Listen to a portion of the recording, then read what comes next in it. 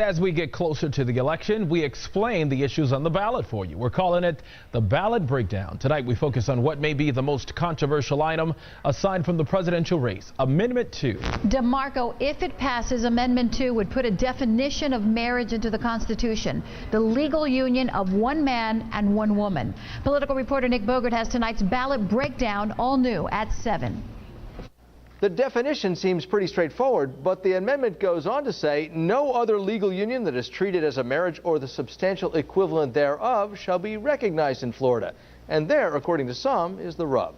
The battle to save marriage is the defining battle of our generation. To proponents, marriage needs protection, even though 4 different Florida laws ban anything but one-man, one-woman unions. Judge O'Brien in Pasco County.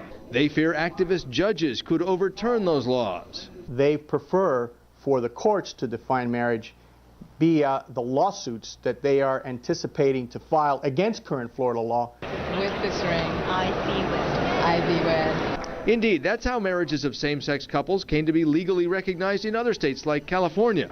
4 states now allow same-sex marriage. 5 others permit homosexual couples to have civil unions.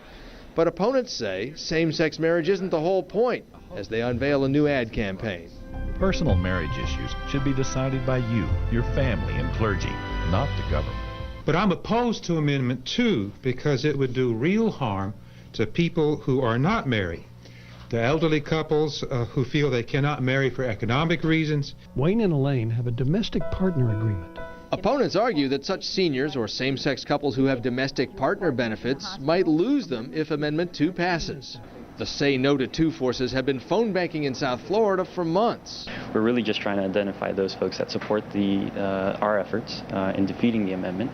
Opponents think a big registration rush by younger voters may help their cause. Right now, our NBC6 statewide poll shows Amendment 2 winning support from 55% of voters surveyed. As a constitutional amendment, it needs 60% support to pass. The number of undecided voters, now 11%, actually increased since Mason-Dixon's last poll in August.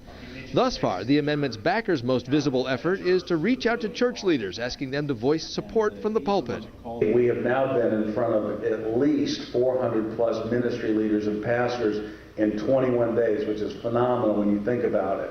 Opponents hope their efforts to ID and motivate supporters will carry the day November 4th. Those opponents feel they actually have to roll up majorities in urban counties like Miami-Dade in order to reach that magic 40% threshold statewide. With this ballot breakdown, I'm political reporter Nick Bogert.